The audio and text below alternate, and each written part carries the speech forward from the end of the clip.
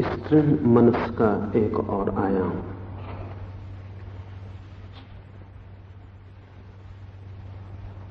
स्त्री और पुरुष के चित्त को समझ लेना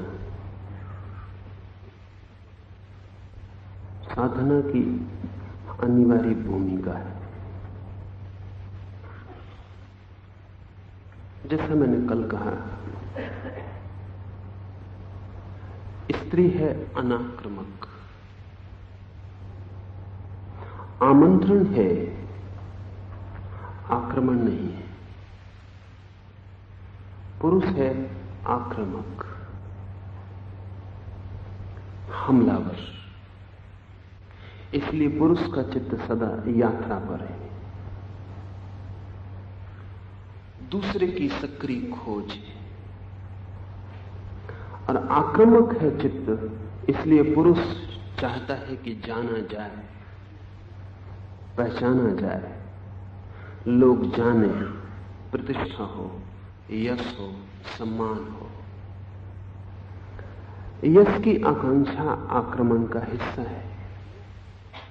और जिस दिन यश की आकांक्षा नहीं होती किसी में, उस दिन ही आक्रमण शून्य हो जाता है। आक्रमण के रूप अनेक हो सकते हैं। कोई तलवार लेकर आक्रमण पर निकलता है दूसरे को जीतने। कोई यही काम त्याग से भी कर सकता है, कोई यही काम ज्ञान से भी कर सकता है। कोई चित्र बना सकता है, कोई संगीत सीख सकता है, कोई तलवार चला सकता है। लेकिन आकांक्षा एक है कि दूसरे मुझे जाने, मैं जाना जाऊं, पहचाना जाऊं, सम्मानित हूं। इसका अर्थ हुआ कि पुरुष का केंद्र है अहंकार। अहंकार अगर जाना ना जाए तो निर्मित ही नहीं होता। जितने ज्यादा लोग मुझे जाने, उतना अहंकार निर्मित होता है। जितने ज्यादा लोगों तक मेरा प्रभाव हो, जितनी बड़ी सीमा हो उस प्रभाव की, उतना मेरा अहंकार सघन होता है। स्त्री है अनाक्रमण अर्थात समर्पण। इसे थोड़ा ठीक से समझ लें। अगर आक्रमण चाहता है कि जाना जाऊं, तो समर्पण चाहेगा कि जाना ना जाऊं, पहचाना ना जाऊं। करूं भी तो भी ये पता ना चले कि मैंने किया। समर्पण छिपना चाहता है, समर्पण अज्ञात रहना चाहता है, समर्पण अनाम की खोज करता है। समर्पण की गहरी से गहरी आकांक्षा आक्रमण के विपरीत है। अगर समर्पण भी जाना चाहे, यश चाहे, खबर चाहे कि लोग जाने कि मैंने समर्पण किया, तो जानना कि समर्पण केवल शब्द ही है, भीतर आक्रमण ही है। दूसरे के चित्त पर मेरा प्रभाव हो, यह हिंसा है, आक्रमण है। किसी को मेरा पता भी ना हो, ऐसे जीने का जो ढंग है, वही समर्पण है। स्त्री का प्रेम, अगर वस्तुतः स्त्री का प्रेम है, तो अज्ञात होगा। इसलिए कोई स्त्री पहल नहीं कर पाती। अगर उसका किसी से प्रेम भी हो, तो वो ये नहीं कह सकती कि मैं तुम्हें प्रेम करती हूं। प्रतीक्षा करेगी कि पुरुष ही उसे किसी दिन कहेगा कि मैं तुझे प्रेम करता हूं।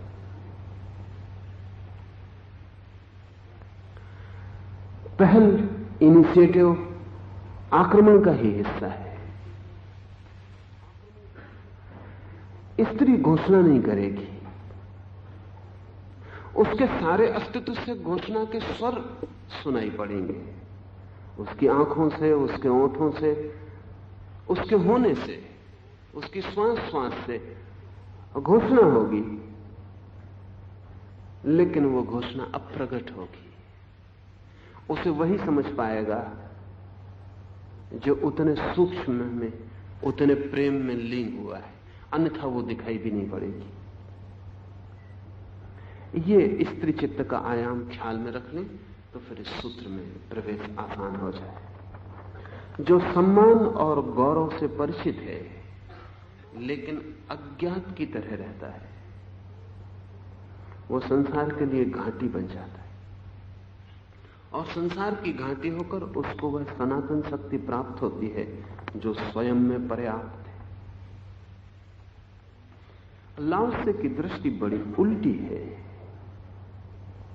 आमतौर से हम समझते हैं कि शक्ति होती है आक्रमण में, लाओत्से कहता है शक्ति होती है समर्पण में। और आक्रमण की शक्ति को तो तोड़ा भी जा सकता है, काटा भी जा सकता है, क्योंकि आक्रमण से बड़ा भी आक्रमण हो सकता है, लेकिन समर्पण से बड़ा कोई समर्पण नहीं हो सकता। समर्पण का अर्थ ही आखिरी होता है, उससे बड़ा कुछ होता नहीं। तो आप ऐसा नहीं कह सकते कि ये समर्पण थोड़ा छोटा और ये समर्पण थोड़ा बड़ा। समर्पण का अर्थ ही पूरा है। जैसे कि आप ये नहीं कह सकते कि ये वर्तुल अधूरा, ये सर्कल अधूरा और ये सर्कल पूरा। सर्कल का अर्थ ही होता है कि वो होगा तो पूरा होगा, नहीं तो नहीं होगा। कोई अधूरा वर्तुल नहीं होता, नहीं तो वो वर्तुल ही नहीं है, वर्तुल पूरा ही होगा। ऐसे ही कोई प्रेम अधूरा नहीं होता, या तो होता है या नहीं होता, कम ज्यादा भी नहीं होता, या तो होता है या नहीं होता, कोई मात्राएं नहीं होती। समर्पण पूरा है। आप ये नहीं कह सकते किसी से कि मैं आधा समर्पण करता हूं। आधा समर्पण का क्या अर्थ होगा? आधे समर्पण का कोई अर्थ ही नहीं होता। असल में आप समझ नहीं पा रहे हैं, आप समर्पण कर ही नहीं रहे हैं, इसलिए आप कहते हैं आधा समर्पण कर दो। आप अपने को पीछे बचा ले रहे हैं। वो जो बचा हुआ है वही तो समर्पण में बाधा है। समर्पण का अर्थ है पूरा। समर्पण होता ही पूरा है। इसलिए आक्रमण से बड़ा आक्रमण हो सकता है और आक्रमण पराजित किया जा सकता है। समर्पण से बड़ा कोई समर्पण नहीं होता, इसलिए समर्पण की कोई पराजय नहीं। लेकिन हम सोचते हैं आक्रमण में है शक्ति। पुरुष का चित्त ऐसा ही सोचता है। लाओत्से कहता है समर्पण में है शक्ति। और लाओत्से के कहने के बहुत कारण हैं। पहला तो ये कि समर्पण से बड़ा कोई समर्पण नहीं हो सकता। दूसरा, शक्ति अगर वस्तुता हो तो आक्रामक नहीं हो सकती। कमजोर ही आक्रमण करता है। असल में कमजोरी ही शक्ति पे भरोसा रखती है। शक्तिशाली आक्रमण नहीं करता। महावीर ने कहा है शक्तिशाली अहिंसक हो जाता है, कमजोर कभी अहिंसक नहीं हो सकता। कमजोर को तो सदा ही आक्रमण पर भरोसा रखना पड़ेगा। मैकियावेली, जो कि आक्रमण के विज्ञान में गहरा गया है, वो कहता है कि आक्रमण वस्तुतः सुरक्षा का उपाय है। वो ठीक कहता है। वो कहता है कि अगर अपनी सुरक्षा चाहिए हो तो इसके पहले कि कोई आक्रमण करे तुम आक्रमण कर देना। इसकी प्रतीक्षा मत करना कि जब कोई आक्रमण करेगा तब हम सुरक्षा कर लेंगे, क्योंकि तब तुम पीछे पड़ गए, तुम एक कदम पीछे पड़ गए और आक्रमण करने वाले की संभावना बढ़ जाएगी जीतने की। तो वो कहता है सुरक्षा का एकमात्र उपाय है आक्रमण। लेकिन सुरक्षा कौन चाहता है? कमजोर सुरक्षा चाहता है, और इसलिए कमजोर आक्रामक होता है। अगर हम अपनी जिंदगी में भी देखें, अगर आप अपने भीतर भी देखें, तो जिन क्षणों में आप कमजोर होते हैं उन क्षणों में आप क्रोधी होते हैं। जिन क्षणों में आप कमजोर नहीं होते आप क्रोधी नहीं होते। जिन क्षणों में आप भयभीत होते हैं उन क्षणों में भय प्रकट ना हो जाए, इसलिए आप बड़ी अकड़ दिखलाने की कोशिश करते हैं। वो अकड़ आपकी व्यवस्था है कि आपका भय प्रकट ना हो जाए।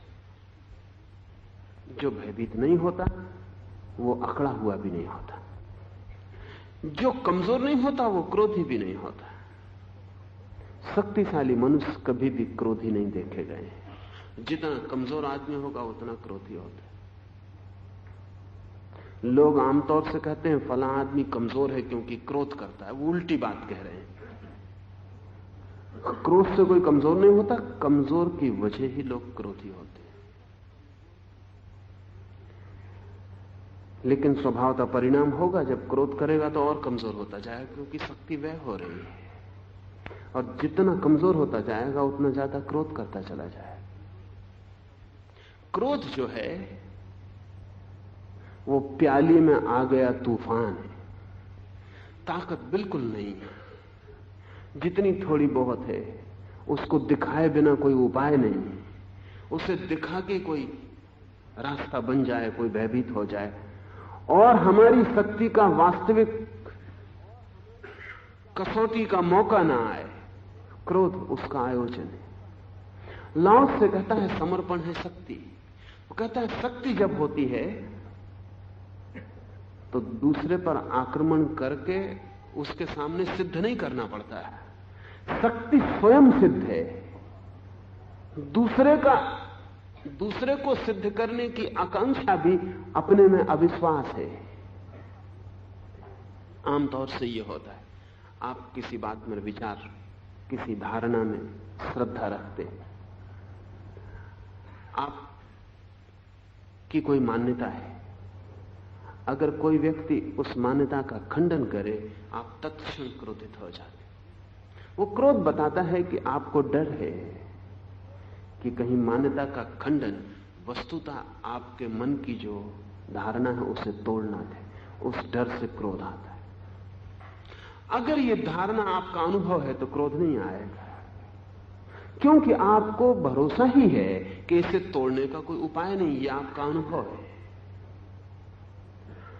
जब भी आप अपने किसी विचार के लिए दूसरे को ताकत लगा के समझाने लगते हैं तो आप ध्यान रखना, आप दूसरे को नहीं समझा रहे हैं, आप दूसरे के बहाने अपने को ही समझा रहे हैं। आपको भय है, डर है, आपको खुद ही भरोसा नहीं कि जो आप मानते हैं वो ठीक है।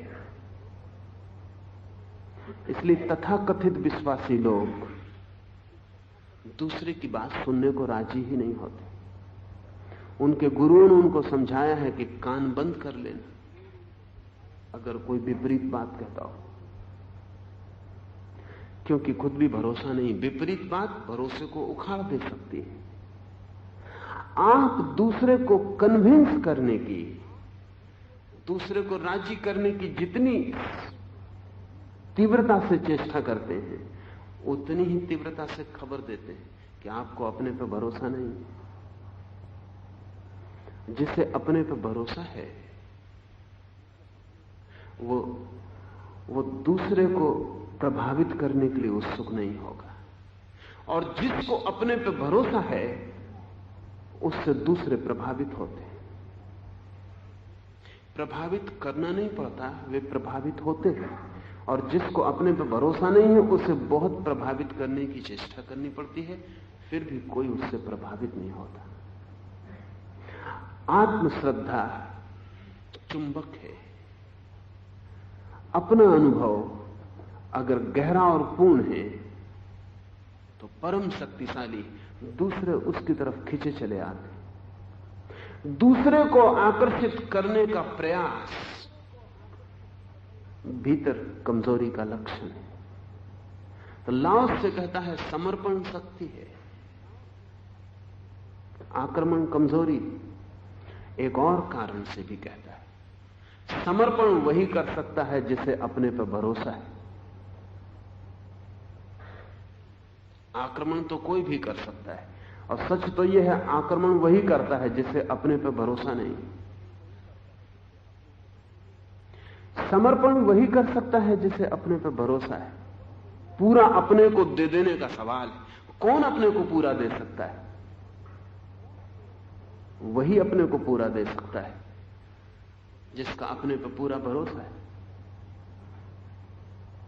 मेरे पास लोग आते हैं, वो कहते हैं हम समर्पण करना चाहते हैं, लेकिन हमें अपने पर कोई भरोसा ही नहीं। तब समर्पण कैसे होगा? जिसे अपने पे भरोसा नहीं है उसे यह भी तो भरोसा नहीं है कि जो समर्पण उसने इस क्षण में किया है वो दूसरे क्षण में भी टिकेगा। उसे कल का भी भरोसा नहीं। अभी भी उसे पक्का नहीं है कि वो सच में करना चाहता है कि नहीं करना चाहता है। समर्पण की घटना ही इस बात की खबर है कि व्यक्ति को अपने पर पूरी आस्था है, वो अपने को पूरा दे सकता है, पूरे का मालिक है। आक्रमण तो अधूरे से भी हो जाता है। आपको पूरा होने की जरूरत नहीं है आक्रमण में, और अक्सर आक्रमण आप पूरे नहीं होते। जब आप क्रोध कर रहे होते तब भी आपके भीतर कोई हिस्सा कह रहा होता है क्या कर रहे हो, न किए होते तो अच्छा था। क्रोध करते ही आप पछताते। वो हिस्सा जो क्रोध में साथ नहीं था वही पछताता है कि क्या किया, नहीं करना था। आक्रमण में कभी भी आप पूरे नहीं होते। ये बड़े मजे की बात है कि बड़े से बड़ा योद्धा भी भयभीत होता है, बड़े से बड़ा योद्धा भी। इंग्लैंड में कहा जाता है कि लॉर्ड नेल्सन ने कभी जीवन में भय नहीं जाना। बड़ा सेनापति था नेल्सन, नेपोलियन को हराया, कभी भय नहीं जाना। लेकिन एक मनस्विद ने नेल्सन की मनोदशा का विश्लेषण करते हुए बड़ी कीमती बात लिखी है। उसने लिखा है कि यह असंभव है कि नेल्सन ने भय न जाना हो, क्योंकि बिना भय के तो आक्रामक आदमी हो ही नहीं सकता। जिसको भयभीत नहीं किया जा सकता उसको क्रोधित भी नहीं किया जा सकता। जिसको भयभीत नहीं किया जा सकता उसको लड़ने के लिए राजी भी नहीं किया जा सकता। जो भयभीत नहीं होता वो दूसरे को भी भयभीत करने नहीं जाएगा। असल में अपने भय से बचने के लिए हम दूसरे को भयभीत करते हैं। जब दूसरा भयभीत हो जाता है तो हमें लगता है कि हमारा भय समाप्त हुआ। अगर दूसरा भयभीत ना हो तो हमारा भय बढ़ता है। उस मनस्विद ने यह भी लिखा है कि अगर यह बात सच है कि नेल्सन ने कभी भय नहीं जाना, तो नेल्सन की प्रति हमारी जो धारणा है उसके एक महान योद्धा होने की वो भी समाप्त हो जाती। क्योंकि जिसने भय जाना ही नहीं उसके महान योद्धा होने का क्या अर्थ है? महान योद्धा होने का तो यही अर्थ है कि हमारे जैसा ही भयभीत आदमी नेल्सन भी था और युद्ध के मैदान पर ऐसे खड़ा रहा जैसे कि बिल्कुल भय ना हो, तभी तो कोई अर्थ है। एक आदमी सड़क पर खड़ा है और बस आ जाए और वो डरे नहीं और खड़ा रहे, उसे भय ही ना हो और बस के नीचे कुचल के मर जाए, तो हम उसको कोई बहादुर आदमी नहीं कहेंगे, सिर्फ मूढ़ कहेंगे। बहादुरी तो भय के अनुपात में ही होती है। अगर भय ही नहीं है तो बहादुरी समाप्त हो गई। तब तो आदमी मूढ़ हो जाएगा और या परम ज्ञानी हो जाएगा जहां अभय है। लेकिन जो अभय को उपलब्ध हुआ है, कभी कोई महावीर, कोई बुद्ध, वो युद्ध में उसकी उत्सुकता नहीं रह गई। युद्ध का मतलब ही है कि दूसरे को भयभीत करने की चेष्टा, और जो खुद भय नहीं जानता उसे दूसरे को भयभीत करने में कोई रस नहीं रह जाता। दूसरे को भयभीत करना अपने भय से ही बचने की व्यवस्था है। जितना ज्यादा भय होता है अक्सर आदमी उतना बाहर बहादुरी दिखाता है। वो बहादुरी भीतर के भय को संतुलित करती है, वो संतुलित करती है। वो आवरण है, वो उसका जिरह बख्तर है, वो उसकी सुरक्षा है। भीतर भय है इसलिए बाहर सुरक्षा है। भीतर भय नहीं है तो बहादुरी दिखाने का कोई कारण भी नहीं। लाओस से कहता है समर्पण है शक्ति, क्योंकि दिखाने का वहां कोई इरादा नहीं। आक्रमण है कमजोरी, क्योंकि आक्रमण दिखावे पर निर्भर है। जो सम्मान और गौरव से परिचित है, ध्यान रहे ये बात जाननी जरूरी है। एक छोटा बच्चा है, उसे सम्मान और गौरव का कोई अनुभव नहीं। अगर अभी वो अज्ञात में रहा है तो इसमें कुछ गौरव नहीं, इसमें कुछ गुण नहीं। सम्मान और गौरव से जो परिचित है वो अज्ञात में रहे तो गुण है, तो गौरव है, तो गरिमा है। अनुभव के बिना जो भी घटे वो अज्ञान में घटता है, अनुभव के साथ जो घटे वो ज्ञान में घटता है। सम्मान और गौरव से जो परिचित और अज्ञात की तरह रहता है, जिसे पता है कि गौरव का रस क्या है, जिसे पता है गौरव का अनुभव क्या है, जिसे पता है कि लोग जाने, यश हो, प्रतिष्ठा हो, सम्मान हो, तो प्रतीति क्या है, उसका एहसास क्या है, इसका जिसे पता है वो अज्ञात में रहे। इसे हम समझ लें दो कारणों से। एक तो जो बिना अनुभव के अज्ञात में रहे उसका अज्ञात अज्ञात नहीं है, उसे अभी ज्ञात होने का पता ही नहीं, इसलिए अज्ञात होने का कोई पता नहीं हो सकता। हमारे अनुभव द्वंद्व के हैं। जिसने सुख न जाना हो उसे दुख का कोई अनुभव नहीं हो सकता। इसलिए बड़ी मजे की घटना घटती है। अक्सर जिनने सुख जाना है वे सोचते हैं कि दूसरे लोग जिनको वैसा सुख नहीं मिल रहा है बहुत दुखी। वो भ्रांति, वो बिल्कुल भ्रांति है। आप अगर एक महल में रह रहे हैं तो झोपड़े में रहने वाला आदमी बहुत दुख पा रहा है रहकर, ऐसा आपको लगेगा। आपका लगना ठीक है, अगर आपको झोपड़े में रहना पड़े तो आपको दुख होगा, ये भी सच है। लेकिन झोपड़े में जो रह रहा है, जो महल में नहीं रहा है, वो दुख पा रहा है महल में न रहने का। इस भ्रांति में आप मत पड़े, वो नहीं पा सकता। दुख सुख के अनुभव के बाद ही पाया जा सकता है। जिस चीज का सुख अनुभव हो जाता है फिर उसका अभाव दुख देता है। इसलिए दुनिया में दुख बढ़ता जा रहा है क्योंकि चीजें और उनके अनुभव बढ़ते जा रहे हैं।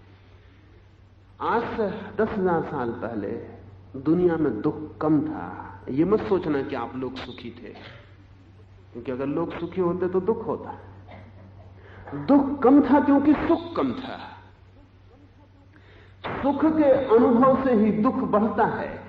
अब कोई 10,000 साल पहले किसी आदमी को कार के न होने का दुख नहीं हो सकता था, या कि हो सकता था। आज होगा। कार के न होने का दुख आज एक वास्तविकता है, क्योंकि कार के होने का सुख एक वास्तविकता है। 10,000 साल पहले कार के न होने के दुख का कोई उपाय ही नहीं है, क्योंकि कार के होने के सुख का कोई उपाय नहीं। सुख पहले आता है, दुख पीछे। दुख छाया है।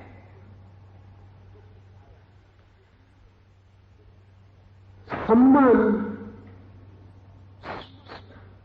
प्रतिष्ठा, यश, आदर, गौरव का अनुभव हो तो ही अज्ञात के अनुभव में उतरा जा सकता है।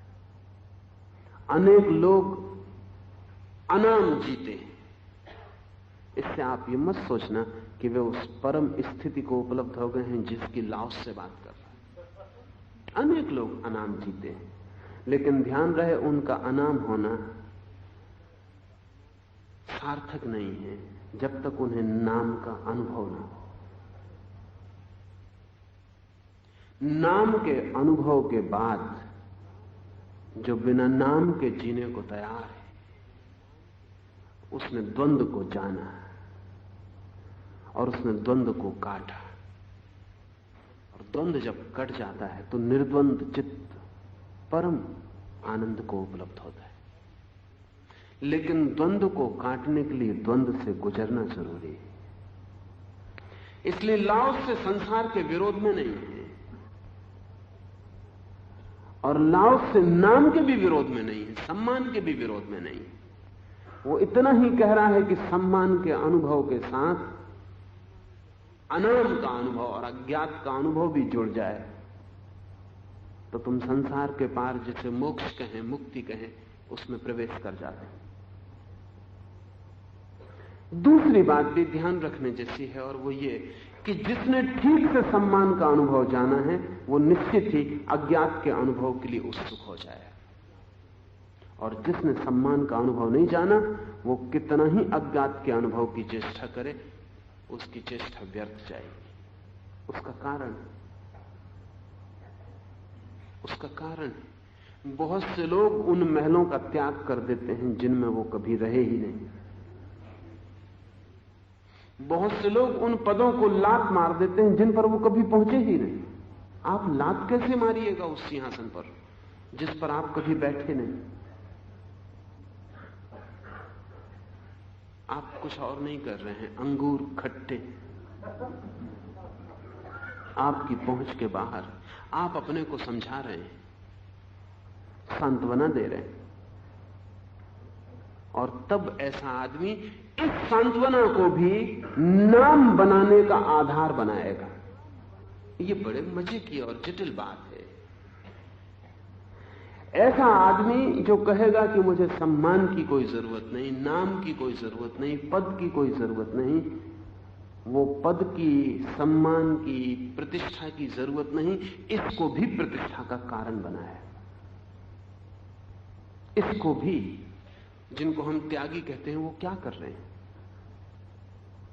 वो त्याग को भी धन की तरह उपयोग कर रहे हैं। त्याग भी उनके लिए प्रतिष्ठा का कारण। अब ये बड़े मजे की बात है कि त्याग का मतलब ही एक होता है कि प्रतिष्ठा छोड़ दी, लेकिन अगर त्याग की भी प्रतिष्ठा बनाई हो तो सब व्यर्थ हो गया। लेकिन हालत ऐसी, मैं एक साधु के आश्रम में गया था।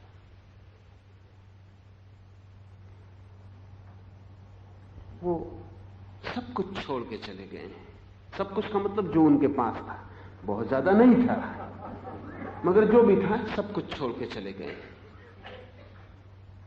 उनके आश्रम में दीवारों पर मैंने जो वचन लिखे देखे वो बड़े मजेदार थे। जिस कमरे में वो बैठे थे उसकी दीवार पर लिखा हुआ था कि त्याग श्रेष्ठतम है, क्योंकि सम्राट भी त्यागी के चरणों में सिर झुकाता।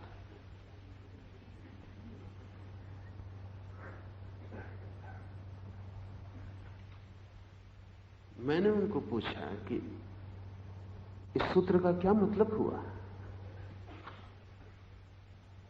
त्याग की श्रेष्ठता भी इसीलिए हुई कि सम्राट भी सिर झुकाता है। इसका अर्थ हुआ कि त्याग करने योग्य है, क्योंकि सम्राट को भी जो प्रतिष्ठा नहीं मिलती वो त्यागी को मिलती। अगर त्याग भी प्रतिष्ठा बन जाए तो त्याग नहीं रहा। त्याग का मतलब ही एक होता है कि प्रतिष्ठा का अब कोई अर्थ नहीं। लेकिन आप त्यागी को देखें, वो प्रतिष्ठा में इतना रस लेता है जितना कि भोगी नहीं लेता। त्यागी का सारा काम 24 घंटे एक है कि प्रतिष्ठा। भोगी कभी कभी प्रतिष्ठा में रस लेता, और भी काम है उसे। त्यागी को दूसरा काम ही नहीं है, उसको सुबह से सांझ तक एक ही काम, प्रतिष्ठा। और अगर वो त्याग भी करता है इस प्रतिष्ठा के लिए तो वो त्याग व्यर्थ हो गया। असल बात यह है कि अगर सम्मान का अनुभव ना हो तो सम्मान की पीड़ा का भी अनुभव नहीं होता। अगर सम्मान का अनुभव ना हो तो सम्मान की व्यर्थता का भी अनुभव नहीं होता। अगर सम्मान का अनुभव ना हो तो सम्मान की मूढ़ता का भी अनुभव नहीं होता। पूरे अनुभव के बाद जो व्यक्ति अज्ञात में डूब जाता है वो फिर अज्ञात में डूबने को सम्मान का कारण नहीं बनाता।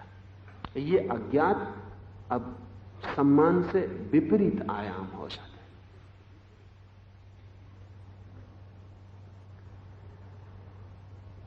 हम अपने को धोखा दे सकते हैं। ऐसा समझें कि आपको धन का अनुभव ना हो और आप त्यागी हो जाएं, तो छिपे अचेतन में धन की आकांक्षा काम करती रहेगी, बिल्कुल काम करती रहेगी, उसमें कोई भेद नहीं पड़ेगा, और वो नए रास्ते निकालेगी और नए सिक्के गढ़ेगी। वे सिक्के बड़े धोखे के होंगे, संसार के सिक्के उतने धोखे के नहीं, सीधे साफ है। संसारी होना सीधा साफ है, लेकिन संसार के बिना परिपक्व अनुभव के सन्यासी हो जाना बड़े उपद्रव की बात है, क्योंकि तब आदमी विकृत मार्गों से संसारी ही होता है। सिर्फ मार्ग बदल गए होते हैं, ज्यादा धोखे के और ज्यादा चालाकी के हो गए होते, लेकिन संसार से कोई छुटकारा नहीं होता। अगर आपको धन का अनुभव नहीं है तो आप निर्धन होने का मजा नहीं ले सकते, सिर्फ दुख पा सकते निर्धन होने का, या निर्धन के नाम पर प्रतिष्ठा बना के सुख पा सकते हैं, लेकिन तब आप निर्धनता का उपयोग धन की तरह कर रहे हैं। तो कुछ लोग धन का उपयोग कर रहे हैं प्रतिष्ठा के लिए, आप निर्धनता का उपयोग कर रहे हैं प्रतिष्ठा के लिए। आपके मार्ग अलग हो गए हों, लेकिन आपका लक्ष्य एक है। धन के अनुभव के बाद जब कोई निर्धन होता है तो इस निर्धनता का कोई भी उपयोग नहीं करता। यह निर्धनता सिर्फ उसका आंतरिक अनुभव होती है, बाहर के जगत से इसके कारण वो कोई प्रतिष्ठा इकट्ठी नहीं करता। ये उसके लिए फिर कभी धन नहीं बनती, क्योंकि धन उसके लिए व्यर्थ हो गया है। इसलिए लाओ से कहता है, सम्मान और गौरव से जो परिचित है लेकिन अज्ञात की तरह रहता है। सम्मान और गौरव से परिचित होना बुरा नहीं है, सम्मान और गौरव में यात्रा करना भी बुरा नहीं, लेकिन वो मंजिल नहीं है, यह ध्यान रखना जरूरी है। और उस दिन की, उस क्षण की प्रतीक्षा करनी जरूरी है जिस दिन वो व्यर्थ हो जाए। इसलिए मैं आपसे कहता हूं कि धन की यात्रा बुरी नहीं है, लेकिन उस दिन की प्रतीक्षा करनी, प्रार्थना करनी और साधना भी साथ करनी है जिस दिन धन व्यर्थ हो जाए। छोड़कर भाग जाएं ऐसा आवश्यक नहीं है, व्यर्थ हो जाए, वो आपका आंतरिक अनुभव बन जाए। हम उल्टा कर रहे हैं। मैं एक घर में ठहरा हुआ था, जिनके घर ठहरा था उनका लड़का थोड़ा उद्दंड था, जैसे कि लड़के होते हैं, अविनयी था। तो बाप को अच्छा मौका मिला कि मेरे सामने वो उसको लताड़े, सताएं। अक्सर बाप दूसरों के सामने लड़कों को सताने में रस ले। तो मेरे सामने उनके पुत्र को हाजिर किया गया। पिता बोले कि ये सुपुत्र हैं, मतलब था कुपुत्र हैं। विनय बिल्कुल नहीं। फिर उन्होंने उपदेश दिया पुत्र को कि विनयवान को ही सम्मान मिलता है। मैंने उनको पूछा, आप क्या कह रहे हैं? आप इस लड़के को पाखंडी बनाने की कोशिश कर रहे हैं। क्या कह रहे हैं? आप कह रहे हैं विनयवान को सम्मान मिलता है। आप रस जगा रहे हैं सम्मान में और विनय को उपकरण बना रहे हैं सम्मान का। आप इसको हिपोक्रेट, पाखंडी बना रहे हैं। ये विनीत होगा और प्रतीक्षा करेगा सम्मान मिले। ये दिखाएगा कि मैं विनम्र हूं और आशा करेगा लोग मेरे पैर छुएं। ये कहेगा नहीं नहीं मेरे पैर मत छुओ, और इसकी पूरी आत्मा से लार टपकेगी कि जल्दी छुओ। आप इसको क्या सिखा रहे हैं? उन्होंने कहा कि आप क्या कह रहे हैं इसके सामने? ये वैसे उद्दंड,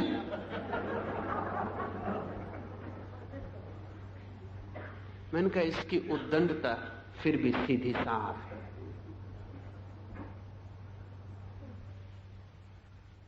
और आप जिस विनय की बात कर रहे हैं वो ज्यादा चालाकी और कनिंगनेस की बात है। उद्दंड है तो उद्दंड रहने दें, उद्दंड का दुख मिलेगा, सहायता करें कि और उद्दंड हो जाए ताकि अनुभव से गुजर जाए, और दुख उठाने दें उद्दंड का, क्योंकि दुनिया में कोई किसी को अनुभव नहीं दे सकता। शब्द दे सकता है, अनुभव नहीं दे सकता। इसको उद्दंड होने का दुख उठाने दें। ये सोचता है कि उद्दंड होने में सुख है, इसको सुख उठाने दें, और आप सोचते हैं कि उद्दंड होने में दुख पाएगा, दुख उठाने दें। इसके अनुभव से जिस दिन इसको दिखाई पड़ जाए कि उद्दंडता मूलता है, उस दिन जो विनम्रता आएगी वो आपकी विनम्रता नहीं होगी कि सम्मान के लिए।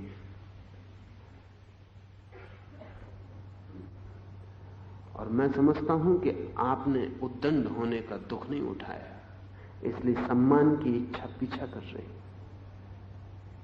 और तब विनम्र होने में भी सम्मान की आकांक्षा है, और तब त्याग में भी सम्मान की आकांक्षा है।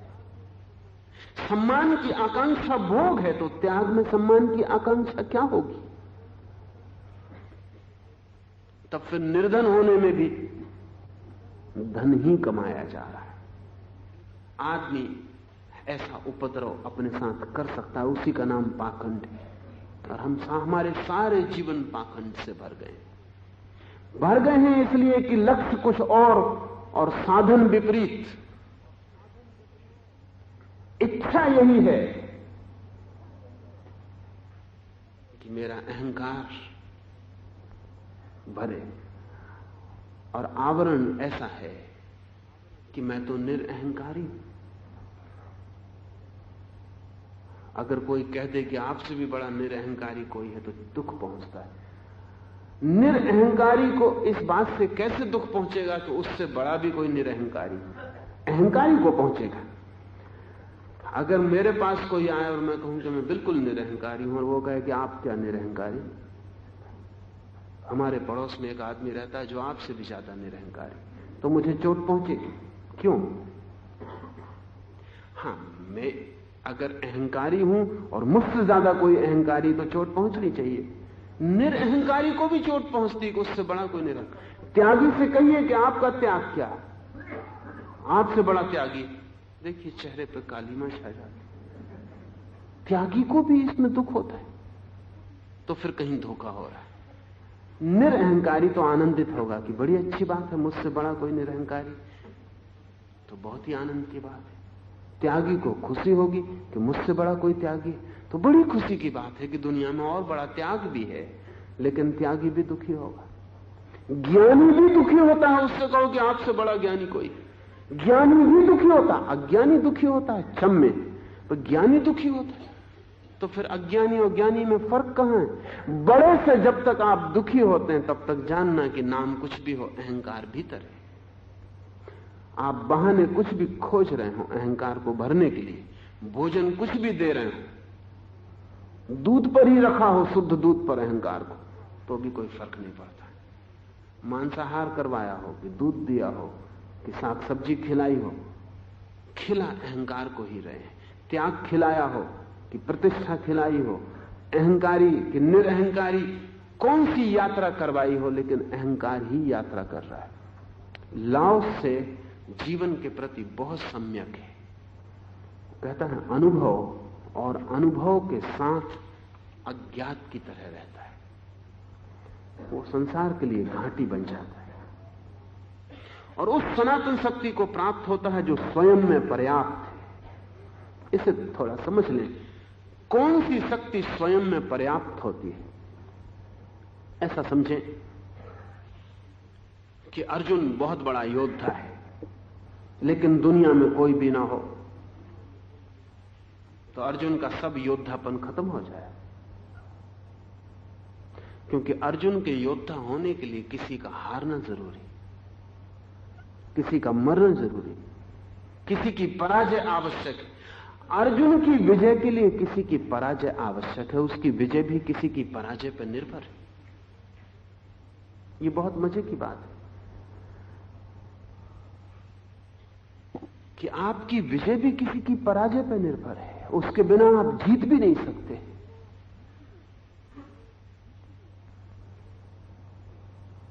उसके बिना आप जीत भी नहीं सकते। क्या विजय हुई है? जो दूसरे पर निर्भर है वो विजय हुई।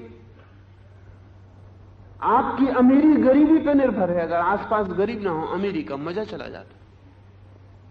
आपको कोई सारी दुनिया का सम्राट बना दे, लेकिन दुनिया में कोई और ना हो, आप अकेले हो, आप कहेंगे भाड़ में जाए ये साम्राज्य, मजा ही चला गया। क्योंकि मजा दूसरे पर निर्भर था। आप कितने ही बड़े महल में रहें, जब तक पड़ोस में झोंपड़ा ना हो तब तक महल का मजा नहीं आता। वो महल का मजा झोपड़े में निर्भर है। किसी पर है उसका मजा इसी पर है कि किसी पर नहीं है। ये बड़े उल्टी बात है। आपका सारा सुख दूसरे पर निर्भर है। आपका सारा व्यक्तित्व दूसरे पर निर्भर है।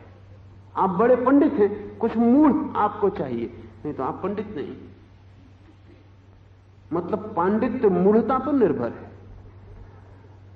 दुनिया में मूढ़ ना हो, पंडित व्यर्थ हो गए। अज्ञानी ना हो, ज्ञानी दो कोड़ी के हो गए। कुरूप लोग ना हो, सुंदर लोगों की कोई पूछ ना रही।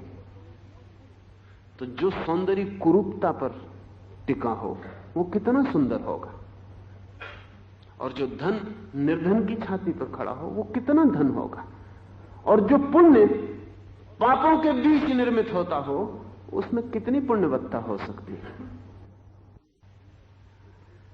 इसका मतलब यह हुआ कि सुंदर जाने अनजाने चाहता है कि दूसरे लोग कुरूप रहें। जाने या न जाने दूसरी बात, लेकिन जो चीज निर्भर दूसरों की कुरूपता पर है वो चाहेगी ही कि दूसरे लोग कुरूप रहें।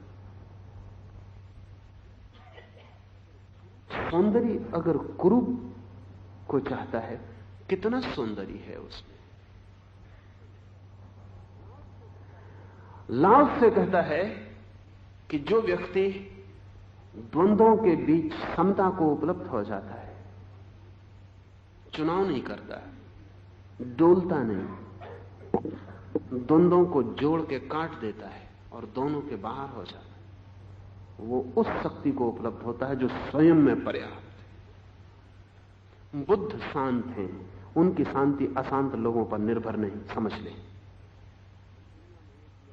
अगर दुनिया में एक भी आदमी अशांत ना हो तो भी बुद्ध की शांति में कोई फर्क नहीं पड़ेगा, या पड़ेगा। बुद्ध अपने बोधि वृक्ष के नीचे शांत बैठे। यह शांति अशांत लोगों की अशांति के कारण शांति है। अगर बुद्ध तो आंख बंद किए बैठे तो ये सारी दुनिया विलीन हो जाए, बुद्ध आंख खोल कर देखें कि कोई अशांत यहां दिखाई नहीं पड़ रहा, तो उनको भीतर की शांति समाप्त हो जाएगी। नहीं, कोई कारण नहीं है। ये शांति किसी की अशांति पर निर्भर ही ना थी। अगर ये किसी की अशांति पर निर्भर थी तो बुद्ध को लोगों को अशांत होने के लिए समझाना चाहिए, शांत होने के लिए नहीं। क्योंकि लोग अगर शांत हो जाएंगे तो बुद्ध का क्या होगा? आत्महत्या में लगे, लोगों को समझा रहे हैं शांत हो जाओ।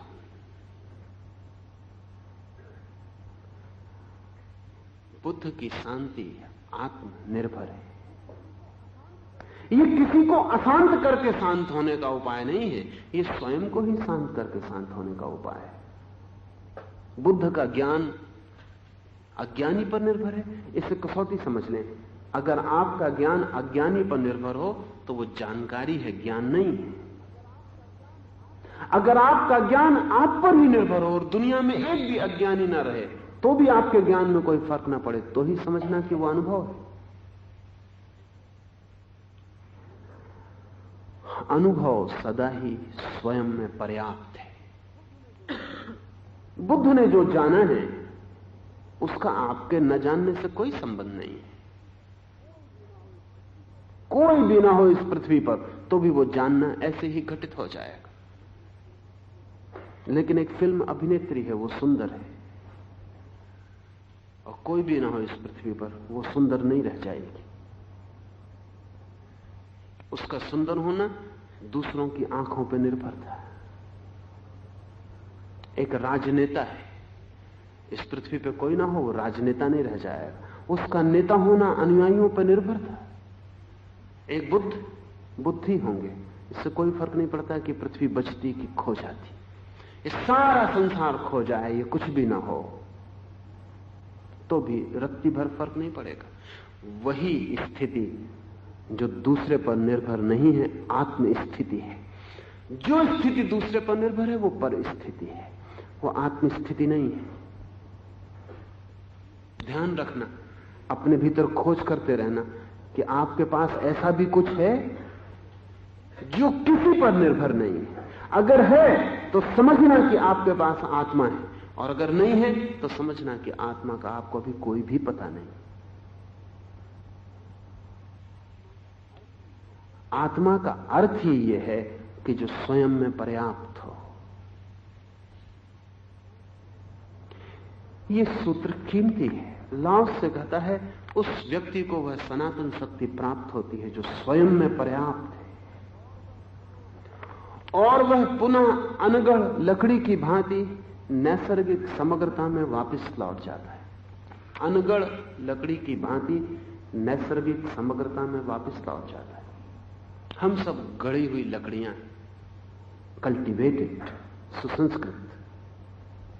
ऐसा समझें, एक बच्चा पैदा हुआ आपके घर में, वो अनगढ़ लकड़ी। अभी वो बच्चा हिंदू नहीं है, ईसाई नहीं है, जैन नहीं है, बौद्ध नहीं है। अभी अनगढ़ लकड़ी आप गढ़ना शुरू कर दिए। अगर आप जैन हैं तो आपने उस लड़के को तराशना शुरू कर दिया, जैन बनाने की कोशिश शुरू हो गई। बुला लाए किसी मुनि महाराज को आशीर्वाद दिलाने के लिए, कि ले गए चर्च में बपतिस्मा के लिए, आपने उस लड़के को काटना छाटना शुरू कर दिया। यात्रा शुरू हो गई। लकड़ी अनगढ़ नहीं, अब फर्नीचर बनेगा। आप उसकी कुर्सी टेबल कुछ बनाएंगे। लकड़ी स्वीकृत नहीं है, अनगढ़ नैसर्गिक लकड़ी स्वीकृत नहीं है। आप कुछ बनाएंगे तभी काम के, नहीं तो बेकाम का साबित हो जाएगा लड़का। आप काम का बना के रहेंगे। फिर ये लड़का 50 साल का हो गया। अब ये सोचता है मैं हिंदू हूं, ईसाई हूं, जैन हूं। ये झूठ है, ये थोपा हुआ आरोपण है, ये बनावट है, ये ऊपर से दिया गया ख्याल है, ये संस्कार है। ये जानता है मैं इंजीनियर हूं, डॉक्टर हूं, दुकानदार हूं, कि क्लर्क हूं, कि मास्टर हूं, ये भी संस्कार है। ये जानता है कि मेरा नाम राम है, कृष्ण है, कि मोहम्मद है, ये भी संस्कार है। ये जानता है कि मैं सफल हूं, असफल हूं, ये भी संस्कार है। ये सब दूसरों ने दिए। ध्यान रहे, संस्कार मिलते हैं दूसरों से, स्वभाव आता है स्वयं से। इसलिए संस्कार से मुक्त हो जाना ही मुक्ति है, स्वभाव में गिर जाना ही मुक्ति है। स्वभाव तो अनगढ़ है, अनबना है, संस्कार गढ़ा हुआ है। संस्कार ही बंधन है। हिंदू होना बंधन है, जैन होना बंधन है, मुसलमान होना बंधन है, राम होना, कृष्ण होना, बुद्ध होना बंधन है, नाम बंधन है, धंधा, व्यवसाय, पद, उपाधि बंधन है। लेकिन वो सब जरूरी है, क्योंकि उसके बिना तो जीवन चल नहीं सकता। आवश्यक है, बुराई हो तो भी आवश्यक है। बच्चे को मां बाप कुछ तो देंगे ही। अगर न देने की कोशिश करें तो उस कोशिश में भी कुछ देंगे।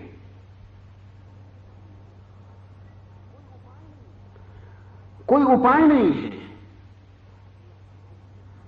ऐसा हुआ, इजिप्ट के एक सम्राट, एक फेरो को ख्याल आया कि जो भी हम बच्चों को भाषा सिखाते हैं वो दी हुई है। तो उसने एक बच्चे को जन्म के बाद महल में रखवा दिया और उपाय किया कि उसको कोई भाषा सुनने का मौका न मिले, ताकि पता चल जाए कि मनुष्य की निसर्ग भाषा क्या है। वो बच्चा सिर्फ गूंगा साबित हुआ, वो बोले ही नहीं, क्योंकि कोई निसर्ग भाषा नहीं, सब भाषा संस्कार है। निसर्ग तो मौन है, ध्यान रहे, भाषा संस्कार है। उसको कोई भाषा नहीं दी गई तो वो गूंगा ही रह गया। लेकिन ध्यान रहे, उसका गूंगापन महावीर का मौन नहीं है, क्योंकि उसने वाणी नहीं जानी। जिसने वाणी नहीं जानी वो मौन से कैसे परिचित होगा? वो सिर्फ गूंगा है, सिर्फ गूंगा। गूंगा होना मौन नहीं है। वाणी जिसने जानी और वाणी को जान के जिसने व्यर्थ पाया और चुप हो गया, तब मौन है। वो लड़का सिर्फ गूंगा रह गया, उसकी कोई भाषा नहीं थी। भाषा तो सिखानी पड़ेगी, हमें सभी को सिखाना पड़ेगा। लेकिन अगर साथ ये बात भी ख्याल में बनी रहे कि जो भी सिखाया जा रहा है वो बाहर से आ रहा है, जरूरी है, आत्यंतिक नहीं है, आवश्यक है, उपयोगी है, सत्य नहीं है। सत्य तो वो अनगढ़ स्वभाव है, अनछुआ, कुंवारा, अस्पर्शित, दूसरा जहां तक पहुंचा ही नहीं कभी, वही मेरी आत्मा है। तो लाओ से कहता है, ऐसा व्यक्ति जो द्वंद्व के बाहर हो गया, वो पुनः अनगढ़ लकड़ी की भांति नैसर्गिक समग्रता में वापस लौट जाता है। वो फिर अनगढ़ लकड़ी हो जाता, टेबल कुर्सी नहीं रह जाता, हिंदू मुसलमान नहीं रह जाता, डूब जाता है उस तल पर जहां कोई संस्कार नहीं है। वो पुनः असंस्कृत, नैसर्गिक, स्वाभाविक हो जाता है। उस स्वभाव का नाम ताओ है, उस स्वभाव का नाम ताओ है। उस स्वभाव को वेद में रित कहा है, उस स्वभाव को महावीर आत्मा कहते हैं, बुद्ध उस स्वभाव को निर्वाण कहते हैं। ये शब्दों का फासला है, लेकिन ये बात ठीक से समझ लें कि एक आपका रूप है, नाम है, ढांचा है जो दिया गया, और एक आप है जो किसी ने आपको दिया नहीं, आप हैं जो अन्न दिया है आपके भीतर। इसलिए महावीर और बुद्ध, जिन्होंने ज्ञान की परम स्थिति में प्रवेश किया, उन्होंने ईश्वर को इंकार कर दिया। और करने का कारण क्या था? करने का कारण यह था कि अगर ईश्वर बनाने वाला है तब तो हमारे भीतर स्वभाव बचा ही नहीं, क्योंकि उसका तो मतलब यह हुआ कि कुछ ईश्वर बनाता है, कुछ मां बाप बनाते हैं, कुछ स्कूल का शिक्षक बनाता है, कुछ समाज बनाता है, सभी बना हुआ है, तो फिर भीतर स्वभाव का। इसलिए महावीर ने कहा कि जगत का कोई सृष्टा नहीं। ये बड़ी महत्व की बात है। ये साधारण नास्तिकता नहीं है, ये परम आस्तिकता है। क्योंकि महावीर की दृष्टि यह है कि अगर मेरा स्वभाव भी किसी ने बनाया तो वो भी मेरा स्वभाव नहीं रहा। इससे क्या फर्क पड़ता है कि बाप ने बनाया, कि बड़े बाप ने जो आकाश में है उसने बनाया? इससे क्या फर्क पड़ता है? किसी ने बनाया तो फिर मैं हूं ही नहीं, झूठ ही झूठ है, फिर कोई सत्य नहीं है। फिर सभी बाहर से आया तो भीतर क्या है? इसलिए महावीर ने कहा कि धर्म को, सृष्टा को अस्वीकार करना ही होगा। कोई सृष्टा नहीं है, लेकिन फिर भी महावीर कहते हैं व्यक्ति भगवान हो सकता है, और भगवान कोई नहीं है, तब बड़ी जटिलता हो जाती है।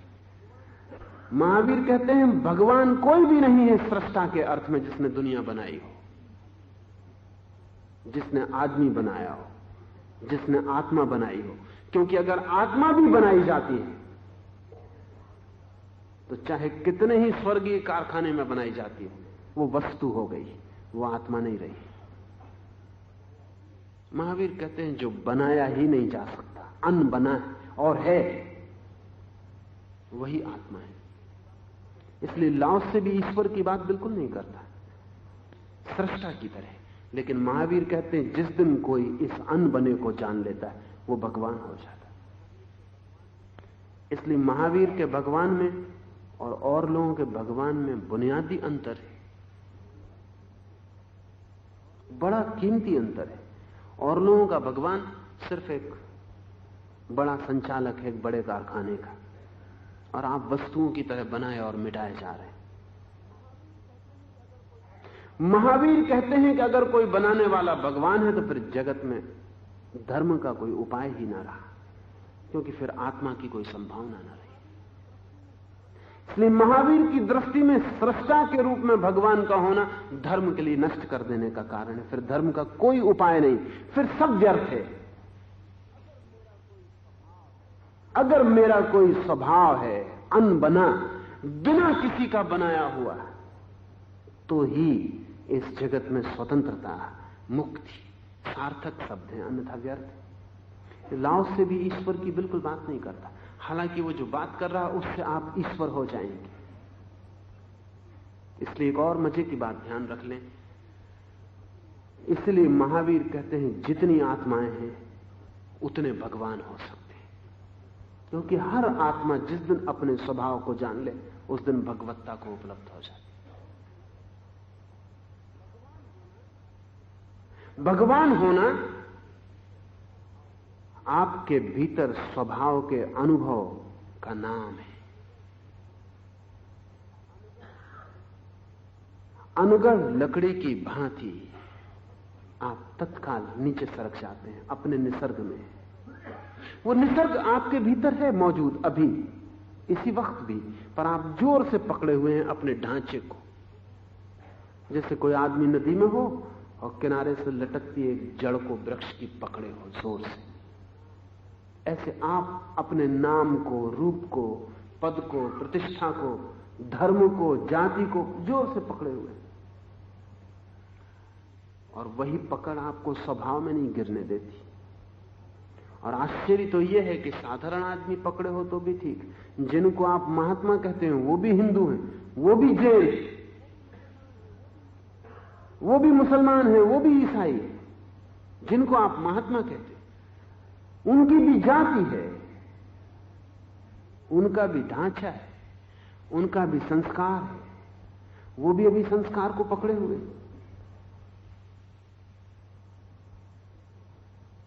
तब इसका अर्थ यह हुआ कि हम भूल ही गए हैं स्वभाव में गिरने की प्रक्रिया।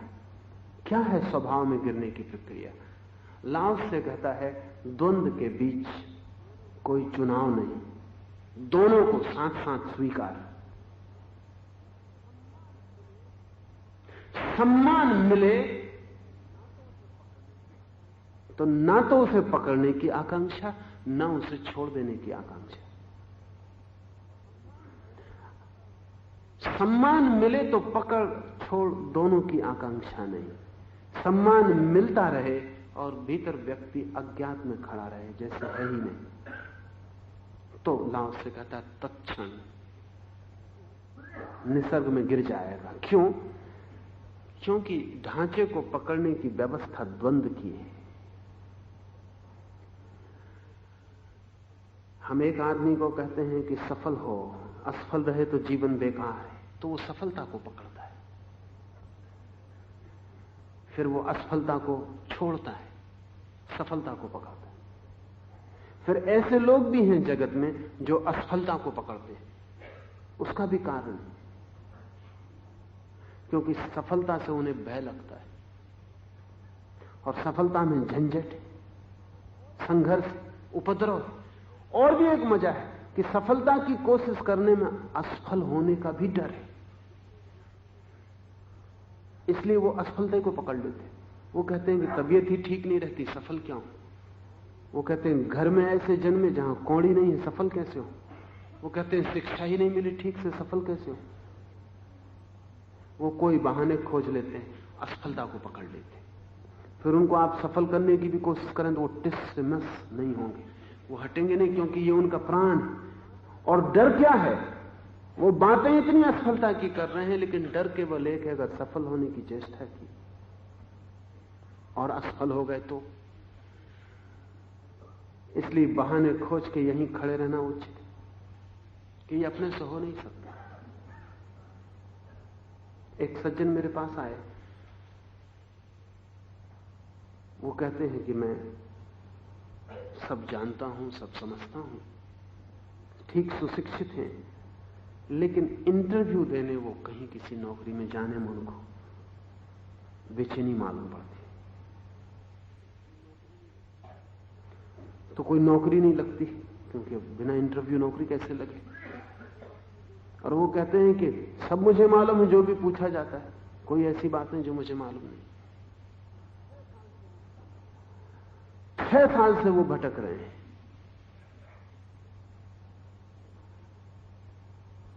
लेकिन इंटरव्यू, तो मैंने उनको पूछा कि तुमने असफलता को जोर से पकड़ लिया है, अब तुम्हें डर है। इंटरव्यू का डर क्या है? नौकरी नहीं मिलेगी, 6 साल से नौकरी है ही नहीं, और क्या इससे बुरा होने वाला है। लेकिन एक लाभ है इसमें कि अभी तक वो किसी इंटरव्यू में असफल नहीं हुए। दिया ही नहीं, असफल होने का कोई कारण ही नहीं, तो अभी एक अकड़ है। अब वो अकड़ उनको दिक्कत दे रही कि अब दें और कहीं असफल हो जाएं। अब ऐसे वो जिंदगी भर असफलता को पकड़े रहेंगे। बहुत लोग हैं जो असफलता को पकड़ लेते हैं, बहुत लोग हैं जो सफलता को पकड़ लेते हैं। ये द्वंद्व है। कुछ लोग नाम को पकड़ लेते हैं, कुछ लोग बदनामी को पकड़ लेते हैं। क्योंकि बदनाम भी हुए तो क्या, कुछ नाम तो होगा ही, उससे कोई फर्क नहीं पड़ता। अगर आप जेल खाने में जाएं और लोगों की बातें सुने तो वो एक दूसरे को बताते हैं कि किसकी बदनामी ज्यादा है। तेरी क्या है? कुछ भी नहीं।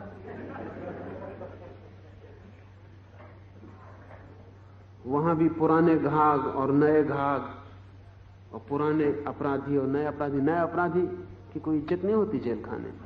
पहली दफे आए हो, कोई खास प्रतिष्ठा नहीं। कितनी बार आ चुके हो। आदमी द्वंद्व में से कुछ भी पकड़ लेता है, लेकिन बिना पकड़े कोई उपाय नहीं तो नीचे डूब जाएगा। लाओ से कहता है द्वंद्व में कुछ भी मत पकड़ना, द्वंद्व को ही मत पकड़ना, न नाम को पकड़ना, न अनाम को पकड़ना, न संसार को पकड़ना, न सन्यास को पकड़ना। पकड़ना मत, इसी का नाम सन्यास है। पकड़ना ही मत, और धीरे धीरे द्वंद्व के बीच चुनाव छोड़ देना, चॉइसलेस हो जाना, विकल्प मत बनाना। ये मत कहना कि मैं बुरे को पकड़ूंगा, कि भले को पकड़ूंगा, कि पुण्य पकड़ूंगा, कि पाप पकड़ूंगा, कि भोग पकड़ूंगा, कि त्याग पकड़ूंगा। सब द्वंद्व को समझ लेना, पकड़ना मत। तो तत्क्षण व्यक्ति स्वयं में गिर जाता है, और वो जो स्वयं में गिर जाना है वही परम अनुभव है। अनगढ़ लकड़ी को खंडित करें या तराशें तो वही पात्र बन जाती है। ये बड़े मजे की बात। लाओस से कहता है जो परम अध्यात्म में प्रवेश करता है वो बिल्कुल अपात्र हो जाता है संसार के लिए। अपात्र शब्द जरा अच्छा नहीं। अपात्र सुन के भीतर मन में भय लगता है कि अपात्र, कुछ ना कुछ तो पात्रता कहीं ना कहीं होनी चाहिए। लाओस से कहता है कि वो अनगढ़ लकड़ी की भांति अपात्र होता है, वो जो परम में विलीन होता है, उसका कोई भी तो उपयोग नहीं। लाओस से का क्या उपयोग करिएगा बताइए? तो किसी काम के नहीं, कोई उपयोग नहीं। कोई उपयोग है? महावीर का कोई उपयोग है? क्या उपयोग करिएगा? किसी काम में ना पड़ेंगे, बिल्कुल बेकार। मगर यही उनका उपयोग है, क्योंकि ये जो बिल्कुल ही उपयोग के बाहर खड़ा व्यक्ति है, ये परम शक्ति को उपलब्ध हो जाता है। ये फिर जाता नहीं आक्रमण करने उपयोग के लिए। इसके पास जो आ जाते हैं, इसके पास जो खिंच आते हैं चुंबक की भांति, उनको हजारों हजारों उपयोग मिल जाते हैं, लेकिन ये अपनी तरफ से नहीं जाता। ये कुछ करता नहीं, ये तो बिल्कुल निष्क्रिय हो जाता। लेकिन इसकी निष्क्रियता में बड़ी क्रांतियां घटित होती हैं। इसके पास आके न मालूम कितने चिराग जल जाते हैं और ये उन्हें जलाता नहीं, पर इसकी आग काफी, चिराग पास भी आ जाएं तो लपट पकड़ जाते हैं। इसके पास आके न मालूम कितने लोग अनंत सौंदर्य को उपलब्ध हो जाते हैं, लेकिन ये उन्हें तराशता नहीं, ये उन्हें सुंदर बनाता नहीं। इसकी सन्निधि, इसका संपर्क, इसकी हवा, बस इसका होना उन्हें बहुत कुछ दे जाता है। लाओस से गुजर रहा है एक पहाड़ से और सारा जंगल काटा जा रहा है। ये बड़ी प्रीतिकर कथा है और बहुत बार मैंने कही है। सिर्फ एक वृक्ष नहीं काटा जा रहा। तो लाओ से अपने शिष्यों को कहता है कि जाओ जरा पूछो इन काटने वालों से, इस वृक्ष को क्यों नहीं काटते हो। तो वो गए, उन्होंने पूछा, उन्होंने कहा ये वृक्ष बिल्कुल बेकार है, इसकी सब शाखाएं टेढ़ी मेढ़ी, तो कुछ बन नहीं सकता, दरवाजे नहीं बन सकते, मेज नहीं बन सकती, कुर्सी नहीं बन सकती। और ये वृक्ष ऐसा है कि अगर इसे जलाओ तो धुआं ही धुआं होता है, आग जलती नहीं। इसके पत्ते किसी काम के नहीं, कोई जानवर खाने को राजी नहीं, इसलिए इसे कैसे काटे। तो सारा जंगल कट रहा है, ये बर बच रहा है। लाओसे के पास जब शिष्य आए तो लाओसे ने कहा इस वृक्ष की भांति हो जाता है ताओ को उपलब्ध व्यक्ति। देखो ये वृक्ष कट नहीं सकता, क्योंकि वस्तुतः ये सम्मान पाने को उत्सुक नहीं है। एक लकड़ी सीधी नहीं, सम्मान की आकांक्षा होती तो कुछ तो सीधा रखता, सब इर्छा तिरछा है। इस वृक्ष को दूसरों को प्रभावित करने की उत्सुकता नहीं है, नहीं तो धुआं ही धुआं छोड़ता। इस वृक्ष को जानवरों तक को अनुयायी बनाने का रस नहीं है, नहीं तो कम से कम पत्तों में कुछ तो स्वाद भरता। लेकिन देखो यही भर नहीं कट रहा है, बाकी सब कट रहे हैं। सीधा होने की कोशिश करोगे काटे जाओगे। लाओसे ने तुम्हारा फर्नीचर बनेगा। सिंहासन पर लगते हो कि साधारण किलर की कुर्सी में लगते हो, ये और बात, लेकिन फर्नीचर तुम्हारा बनेगा। और जो तुम्हें फर्नीचर बनाने को सुख है वो तुमको समझाएंगे कि सीधे रहो, नहीं तो बेकार साबित हो जाओ।